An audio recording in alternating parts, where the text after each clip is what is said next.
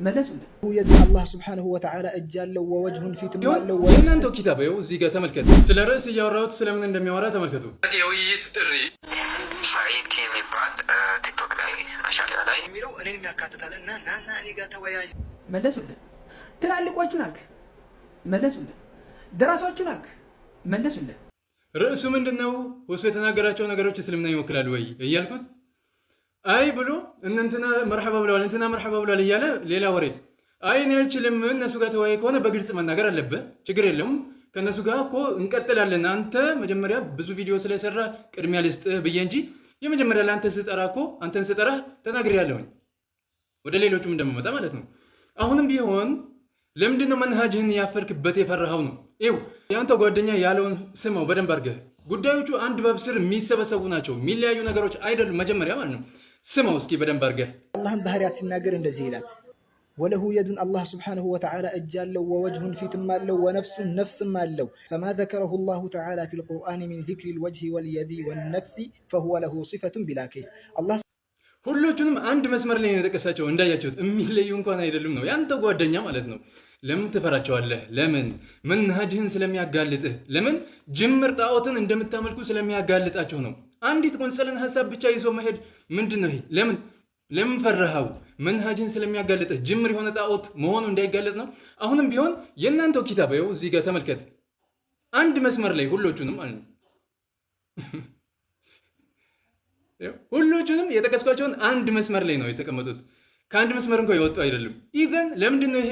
ሼኾችህም ጓደኛህም በድምፅም ከፈለክ ላመጣልህ እችላለሁኝ። አንድ መስመር ላይ ነው የሚጠቅሷቸው። የማንንም ዓላማ ኪታቦችን ብትመለከት ማለት ነው አንድ ባብ ስር የሚቀመጡ ናቸው። ይህ ደግሞ አቋምህ ምንድን ነው የሚለውን በደንብ አድርጎ ግልጽ ያደርገዋል።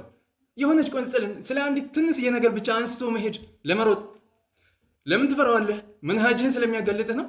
ጅምር ጣዖትን እንደምታመልክ ስለሚያጋልጥህ ነው። አትፍረው።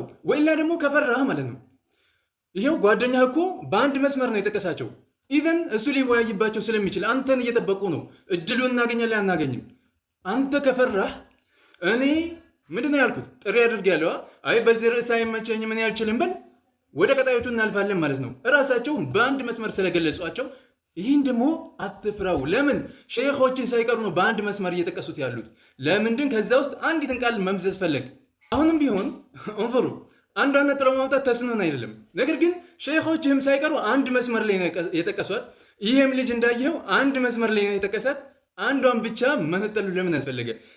መንሃጅህን እንዳትጋለጥ እየፈራህ ነው ያለው። ይሄ ደግሞ አያስፈራም። ለምን? እርግጠኛ ሆነ ይዘው እየሄድኩ ያለው እስከሆነ ድረስ ማለት ነው። ሌላ ጊዜ ምናምን በአንድ የምንጨርሳቸው ናቸው። ምንድነት ቢበዛ 1 ሰዓት ተኩል እንጂ ከዛ በላይ የሚፈጅ ምንም ነገር የለውም። ውይይት ገብተህ አታውቅ ከሆነ አታውቅም ነው። ከፈራህ አልችልም ከሆነ ደግሞ ጥሪውን ያደረኩት እኔ አይደለሁም። ወደ ሌሎቹ እለፍ ብለህ መናገር ነው። ወደ ሌሎቹ አልፋለሁ ማለት ነው። هذا هو። ወደ ላይ ወደ ታይ ማለት አያስፈልገውም።